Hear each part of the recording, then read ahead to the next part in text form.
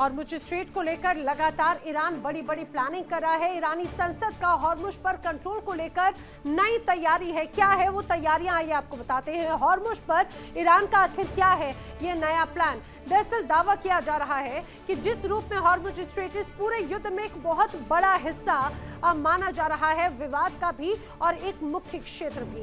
ईरानी संसद का हॉर्मुज को लेकर एक बिल तैयार किया गया और इस बिल के अनुसार वो हॉर्मुज को किस रूप में कंट्रोल करेंगे ये दर्शाया गया। यूएस का साथ देने वाले देशों के जहाजों को इस रास्ते से गुजरने की इजाजत नहीं दी जा रही है। सर्वोच्च परिषद से इजाजत लेकर ही यहां से जहाज गुजर सकेंगे इन नियमों के अनुसार, और जो भी नियमों का उल्लंघन करेगा ईरान उससे हर्जाना वसूल लेगा। इस जहाज से बताया जा रहा है कि जहाज से उतार लिया जाएगा करीब 20% सामान व हर्जाने के तौर पर। जहाजों से ईरानी रियाल में अब टोल लिया जाएगा, ये भी स्पष्ट कहा गया है। जहाज को देखकर अब टोल टैक्स की राशि तय की जाएगी। ओमान के पास से गुजरने वाले तमाम जहाजों से टोल नहीं लिया जाएगा, ये भी स्पष्ट कहा गया है। ओमान की खाड़ी से बड़े जहाजों का गुजरना दरअसल मुश्किल है और इस बात को बखूबी समझता है ईरान। यही वजह है कि ओमान को भले ही रियायत दी गई हो, लेकिन ओमान की ये रियायत बहुत ज्यादा कारगर साबित होती नजर नहीं आती। हॉर्मुज दुनिया की ऊर्जा जरूरतों के लिए एक अहम रास्ता है। जंग के पहले ये रास्ता खुला हुआ था, लेकिन अब ये रास्ता कहीं ईरान तो कहीं अमेरिका के नियंत्रण में है और हालात ऐसे हैं कि अब ये रास्ता जल्द ही सामान्य होता दिख भी नहीं रहा। देखिए रिपोर्ट।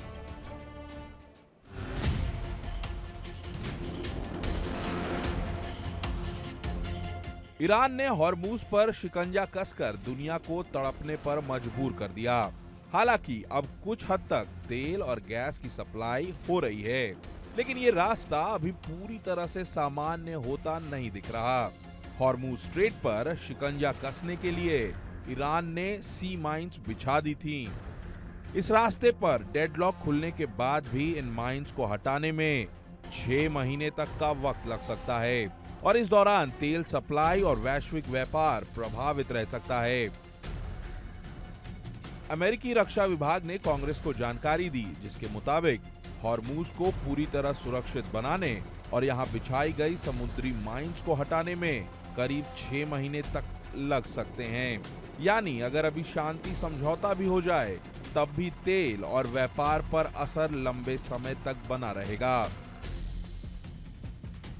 पश्चिमी मीडिया की रिपोर्ट के मुताबिक ईरान ने 20 या उससे ज्यादा माइंस बिछाई हैं। इनमें से कुछ माइंस जीपीएस तकनीक से दूर से छोड़ी गई हैं, जिससे उन्हें पकड़ना मुश्किल हो जाता है।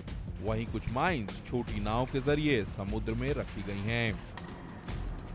इस बीच एक चौंकाने वाली खबर भी सामने आई थी। बताया जा रहा है कि ईरान ने ओमान के कब्जे वाले इलाके में समुद्री माइंस बिछाई थी और यही वजह मानी जा रही है जिसके मुताबिक ईरान की सेना अब टोल देने वाले जहाजों को नए रास्ते यानी केशम द्वीप, लारक और हॉर्मुज द्वीप के बीच से गुजरने दे रही है। हॉर्मुज दुनिया के सबसे अहम समुद्री रास्तों में से एक है। ये रास्ता दुनिया भर में तेल और गैस के कारोबार के करीब 20% हिस्से के लिए जिम्मेदार है। जापान, चीन, दक्षिण कोरिया जैसे कई एशियाई देश अपने तेल के लिए इसी रास्ते पर निर्भर हैं। इसके बंद होने का असर अमेरिका में भी दिख रहा है। अमेरिका में भी पेट्रोल की कीमत $2.98 प्रति गैलन से बढ़कर अब $4.02 प्रति गैलन हो गई है।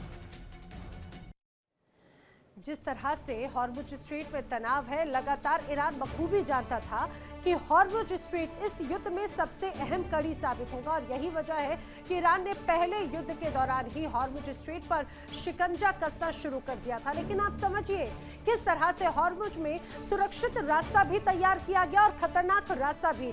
उससे जुड़ी हुई खास बातें आगे आपको बताते हैं। दरअसल जिस तरह से तनाव था, ईरान ने पहले युद्ध के दौरान हॉर्मुज स्ट्रेट पर शिकंजा कसा।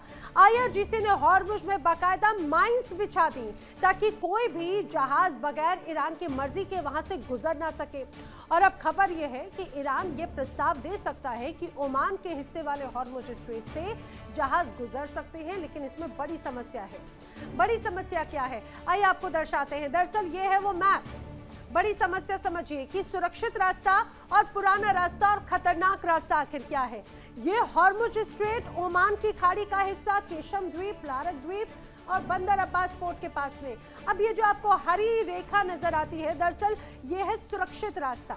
यहाँ से ये कहा जाए जो जहाज हैं वो इस सुरक्षित रास्ते से गुजर सकते हैं, लेकिन वो रास्ता बहुत ज्यादा सकरा है। अब ये एक तरह से पुराना रास्ता जो काफी मुफीद माना जाता था, ये जो सफेद रेखा आपको नजर आती है, दरअसल यहाँ पर IRGC ने माइंस बिछा दी। अब माइंस बिछाई तो उससे हुआ ये कि यहाँ से अगर कोई जहाज गुजरेगा ईरान की बगैर परमिशन के बाद में, तो वहां पर टकराहट के साथ में हो सकता है बड़ा धमाका, और वहां पर हालात ऐसे हो सकते हैं कि जो शिप गुजर रखी हैं, जो जहाज गुजर रखे हैं, उन्हें भारी नुकसान का सामना करना पड़ सकता है और ये जानलेवा होगा। और यही वजह है, इसी का ही फायदा अब कहीं ना कहीं IRGC उठा रहा है, ईरान की सेना उठा रही है। तो ये हरे रंग की रेखा एक तरह से सुरक्षित रास्ता है और अभी इसी ही रास्ते से एक तरह से ईरान परमिशन दे रहा है तमाम जहाजों को गुजरने की, और इसी सेफ पैसेज के लिए ही एक तरह से टोल वसूल रहा है ईरान। ये टीवी स्क्रीन पर आपको जो मैप नजर आ रहा है, इससे स्पष्ट है पुराना रास्ता, दुनिया भर के जहाज जहां से गुजरते थे। ईरान ने इस रास्ते में माइंस बिछाई हैं, इस रास्ते को ब्लॉक किया गया है। लेकिन सबसे खास बात ये, अब चौंकाने वाली बात भी, जिसका जिक्र कुछ समय पहले अमेरिका कर रहा था, कि दरअसल ईरान खुद भी नहीं याद कर पा रहा है कि आखिर उसने माइंस बिछाई कहां पर है। जबकि कई खबरें तो ये भी सामने आती हैं कि कई माइंस समंदर की लहरों के साथ बह चुकी हैं और दूसरी जगह पर चली गई है। लिहाजा ये रास्ता जहाजों के गुजरने के लिए बहुत ज्यादा अनसेफ माना जा रहा है। समंदर में ईरानी सेना ने माइंस बिछाई। अगर कोई जहाज हादसे का शिकार होता है तो उसकी जिम्मेदारी ईरान की होगी, ऐसा कहा जा रहा है। और शायद यही वजह है कि ईरान की सेना जहाजों को अब केशम द्वीप, हॉर्मुज द्वीप और लारक द्वीप के बीच से गुजरने को कह रही है। अब जिस तरह से ये पूरा रास्ता है वो कई देशों के लिए चिंता का सबब भी बन चुका है। चलिए बढ़ेंगे आगे, बात करेंगे अगली बड़ी वॉर ब्रेकिंग की। यूएस के नेवी सचिव के इस्तीफे पर इस समय की बड़ी खबर। अमेरिकी मीडिया के हवाले से बड़ी खबर आ रही है। पीट हेग्सेथ और जॉन फेलन के बीच में विवाद होने की खबर है। कई मीडिया रिपोर्ट्स ये दावा करती हैं इस्तीफे की वजह दरअसल तनावपूर्ण रिश्ते हो सकते हैं। मीडिया रिपोर्ट्स की माने तो जिस रूप में अब इस्तीफा दिया है यूएस के नेवी सचिव ने, वो नेवी सचिव जो अभी तक अपनी बड़ी जिम्मेदारी निभाते रखे हैं, लेकिन ये इस्तीफा यूं ही नहीं दिया गया। अब कई अमेरिकी मीडिया के हवाले से खबर ये सामने आई कि पीट हेग्सेथ और जो नेवी सचिव हैं जॉन फेलन, उनके बीच में विवाद देखने को मिला। लगातार इस पूरे युद्ध के दौरान पीट हेग्सेथ से कई लोग नाराज हो गए, कई बड़े अधिकारी नाराज हो गए और कई जबरदस्ती इस्तीफा उनसे ले लिया गया, तो कई अपनी मर्जी से इस्तीफा सौंप के चले गए। और अब उन्हीं में एक नाम शामिल हो चुका है जॉन फेलन का, जो कि यूएस नेवी के सचिव हैं। आप समझिए कि सचिव की भूमिका बहुत महत्वपूर्ण है। एक तरह से जिस रूप में पीट हेग्सेथ रक्षा सचिव हैं, उनकी भूमिका सबसे ज्यादा महत्वपूर्ण मानी गई। इस पूरे युद्ध का एक मुख्य चेहरा, करता धरता एक तरह से पीट हेग्सेथ को ही माना जा रहा है। तो दूसरी तरफ जॉन फेलन, अब दावा यह किया जा रहा है कि जॉन फेलन से पीट हेग्सेथ नाराज थे। पीट हेग्सेथ कह रहे हैं कि जिस रूप में अभी ये पूरी लड़ाई समंदर की है, तो उसमें अमेरिका की जो नेवी टीम है वो कमाल नहीं कर पाई जिसकी उम्मीद की जा रही थी। हालांकि यही वजह है कि जॉन फेलन और पीट हेग्सेथ के बीच में विवाद हुआ और हालात ऐसे बने कि तनावपूर्ण स्थितियों को देखते हुए उन्होंने इस्तीफा दे दिया। अमेरिका में ट्रंप प्रशासन को झटका लग गया पेंटागन के एक और अधिकारी के तौर पर। सवाल यह है कि जंग के बीच में एक और सीनियर ऑफिसर का पद छोड़ना कहीं ट्रंप प्रशासन के लिए मुश्किल समय के संकेत तो नहीं।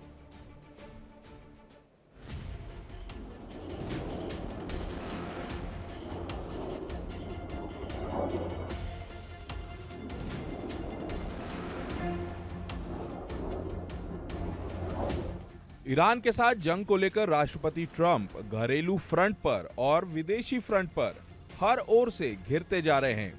एक के बाद एक वरिष्ठ अधिकारी उनका साथ छोड़ रहे हैं, तो वहीं दूसरी ओर उनकी पार्टी के लोग ही उनके खिलाफ हो रहे हैं। जंग के बीच ही अमेरिकी नौसेना को बड़ा झटका लगा। अमेरिकी नौसेना सचिव जॉन फेलन ने इस्तीफा दे दिया। रक्षा सचिव की ओर से सोशल मीडिया पर लिखा गया। अधिकारियों ने फेलिन की सेवाओं के लिए आभार जताते हुए कहा कि उन्होंने अपने कार्यकाल के दौरान नौसेना विभाग और अमेरिकी नौसेना दोनों में योगदान दिया है। जॉन फेलिन का जाना कई सवाल उठा रहा है, खासकर अमेरिका में एक के बाद एक वरिष्ठ अधिकारियों के इस्तीफे को लेकर सरकार पर ही सवाल उठ रहे हैं। पश्चिमी मीडिया के मुताबिक जॉन फेलिन का नाम एप्स्टीन के साथ जुड़ा था। मीडिया रिपोर्ट्स के मुताबिक साल 2006 में एप्स्टीन के साथ प्राइवेट जेट में सफर करने वालों में जॉन फेलिन का नाम भी शामिल था। इसके अलावा रक्षा मंत्री पीट हेग्सेथ के साथ भी उनके रिश्ते तनावपूर्ण रहे।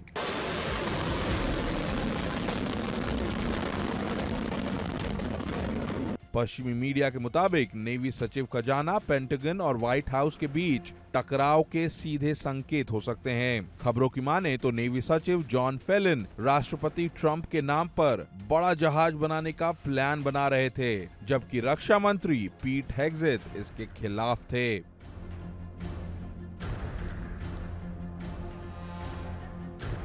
हेग्सेथ का मानना है कि मिडिल ईस्ट में जंग ने साबित कर दिया कि बहुत बड़े जहाजों के मुकाबले सस्ते और छोटे ड्रोन ज्यादा कारगर साबित हो सकते हैं। पेंटागन का मानना है कि समय छोटे और मानव रहित ड्रोन्स का है। खबरों के मुताबिक फेलिन ने ट्रंप से सीधे संपर्क करने का प्रयास भी किया, जिसे हेग्सेथ ने चेन ऑफ कमांड का उल्लंघन माना और इस मुद्दे पर भी दोनों के रिश्तों में तनाव आ गया। ट्रंप केवल अपने अधिकारियों को लेकर ही टेंशन में नहीं है, बल्कि उनकी रिपब्लिकन पार्टी के साथी भी अब उनके खिलाफ आवाज बुलंद कर रहे हैं। बताया जा रहा है कि पूर्व रिपब्लिकन सांसद टेलर ग्रीन ने एक बार फिर ट्रंप को लेकर सवाल खड़े किए।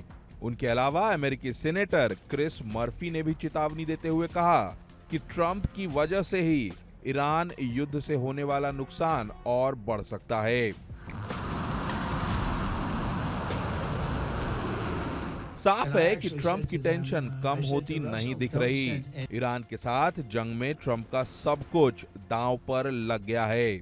अब जंग में अमेरिका हारा तो ट्रंप की साख पर बहुत बड़ा धब्बा लगेगा और इसके पूरे आसार दिख रहे हैं।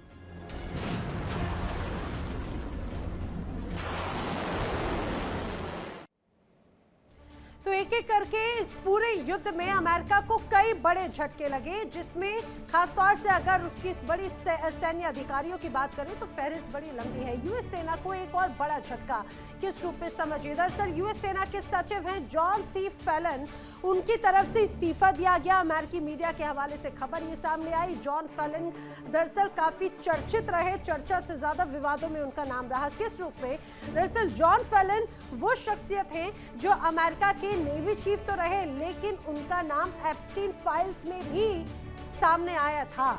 अब एप्स्टीन के साथ में प्राइवेट प्लेन में सफर करने की भी खबर एक तरह से रखी है, खासतौर से इन्हीं के नाम पे। अब दूसरी तरफ रक्षा मंत्री पीट हेग्सेथ के साथ में उनके रिश्तों में तनाव था, ये भी जानकारी सामने आ रही है। और माना जा रहा है कि इस पूरे युद्ध के दौरान पीट हेग्सेथ और रक्षा सचिव और इसके साथ ही नेवी सचिव किसी की भी आपस में बन नहीं रही थी। ईरान के साथ जंग में अमेरिका बुरी तरह से फंस चुका है, लेकिन क्या वो इतना परेशान हो चुका है जो वो ईरान पर परमाणु हमला भी कर सकता है? आखिर ऐसा कहा क्यों जा रहा है, देखिए report.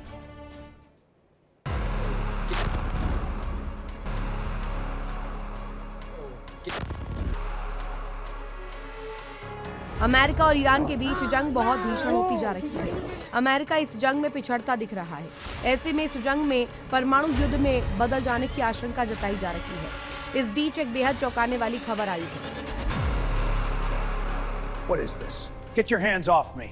Sir, you need to come with us now. This is outrageous. I'm not going anywhere. Sir, remain calm. We're securing the area. Give me the briefcase. I am the president. Not this time, President. Fukat, Bochachis. Give me the nuclear codes now.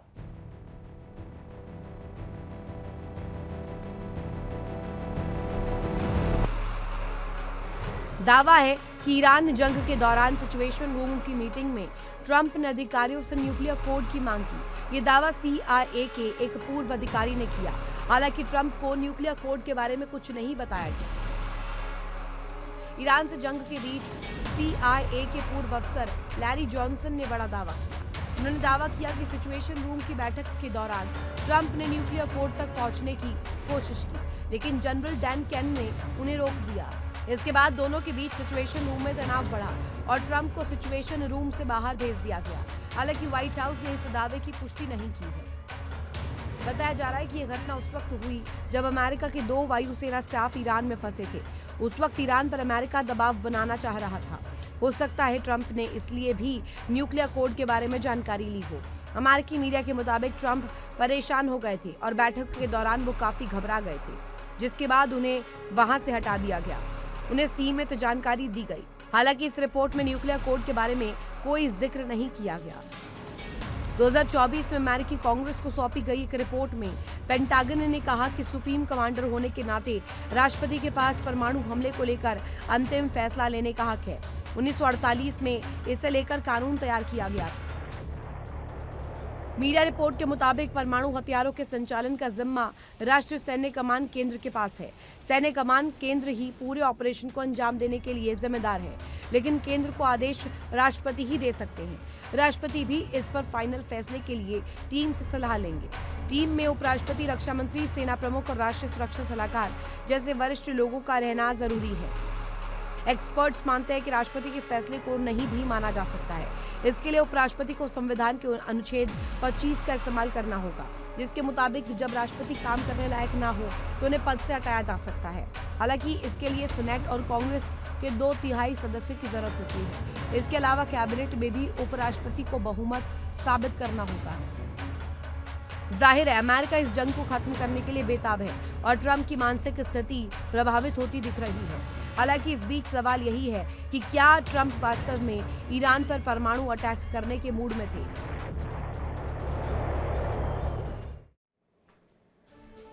Iran लगातार शुरू से कहता रहा है कि जिस रूप में अमेरिका सीज फायर करता है उस पर भरोसा नहीं किया जा सकता, ना ही अमेरिका पर और ना ही इजराइल पर। यही वजह है कि भले ही डोनाल्ड ट्रंप सीज फायर की घोषणा कर चुके हों, ईरान बार बार कहता रहा है कि हम पूरी तरह से तैयार हैं। सरप्राइज अटैक जिस रूप में अमेरिका कर सकता है, इसी वजह से ईरान ने अपनी बड़ी तैयारी कर रखी है। तो क्या यूएस ईरान पर सरप्राइज अटैक करेगा, ये आपको बताते हैं। दरअसल ईरान यूएस तनाव के बीच में हलचल और भी ज्यादा बढ़ती हुई नजर आती है। उसकी बहुत बड़ी वजह है डोनाल्ड ट्रंप का न्यूक्लियर कोड मांगना। CIA के एक पूर्व ऑफिसर लैरी जॉनसन ने एक बहुत बड़ा दावा किया है जो बहुत चौंका देता है। लैरी जॉनसन का बड़ा दावा यह है कि सिचुएशन रूम मीटिंग में न्यूक्लियर कोड पहुंचाने की कोशिश की गई। जी हां, न्यूक्लियर कोड। अब डोनाल्ड ट्रंप को सिचुएशन रूम से बाहर भेज दिया गया था। उसके बाद में जैसे ही न्यूक्लियर कोड की बात हुई, व्हाइट हाउस ने इस पूरे दावे की पुष्टि हालांकि अभी तक नहीं की, लेकिन इस पूरी चर्चा का ये जो समय है वो इसे और भी ज्यादा गंभीर बना देता है। लेकिन समझिए कि अमेरिका में अगर बात की जाए तो आखिर अमेरिका में कौन है वो शख्सियत जिसके पास में परमाणु कंट्रोल है, परमाणु ताकत है, वो भी जरा जान लीजिए। दरअसल अगर हम बात करें अंतिम फैसला आखिर कौन लेता है, अंतिम फैसला अल्टीमेटली राष्ट्रपति के हाथों में होता है, यानी कि डोनाल्ड ट्रंप के ही हाथ में वो पावर है। राष्ट्रपति सशस्त्र बलों के कमांडर इन चीफ, एक तरह से national military command centre NMCC operation इसको संभालता है। और इस पूरी टीम में उपराष्ट्रपति होते हैं, रक्षा मंत्री होते हैं, सेना प्रमुख होते हैं। और लेकिन इन तमाम परिस्थितियों में NSA का रहना होना अनिवार्य है। लेकिन अल्टीमेटली एक तरह से राष्ट्रपति ही अमेरिका में अंतिम फैसला लेगा अगर न्यूक्लियर कोड या न्यूक्लियर बटन अगर दबाना है तो। अब न्यूक्लियर कोड आखिर होता कहाँ है, कहाँ रखा जाता है, क्या रहता है, समझिए। दरअसल न्यूक्लियर कोड दावा किया जाता है कि एक बैग में होता है। आपने कई बार अक्सर फिल्मों में देखा होगा। इसी न्यूक्लियर कोड के पीछे कई जानें ले ली जाती हैं क्योंकि ये है ही इतना घातक। इसे जिस बैग में रखा जाता है उस न्यूक्लियर फुटबॉल के नाम से उसे एक तरह से जाना जाता है। उस बैग को पेंटागन के अधिकारी हर वक्त इसे एक तरह से अपने साथ में रखते हैं। बिस्किट कार्ड पर बाकायदा सीक्रेट कोड होता है, ब्लू बुक से ऑपरेशन गाइड एक तरह से मिलती है।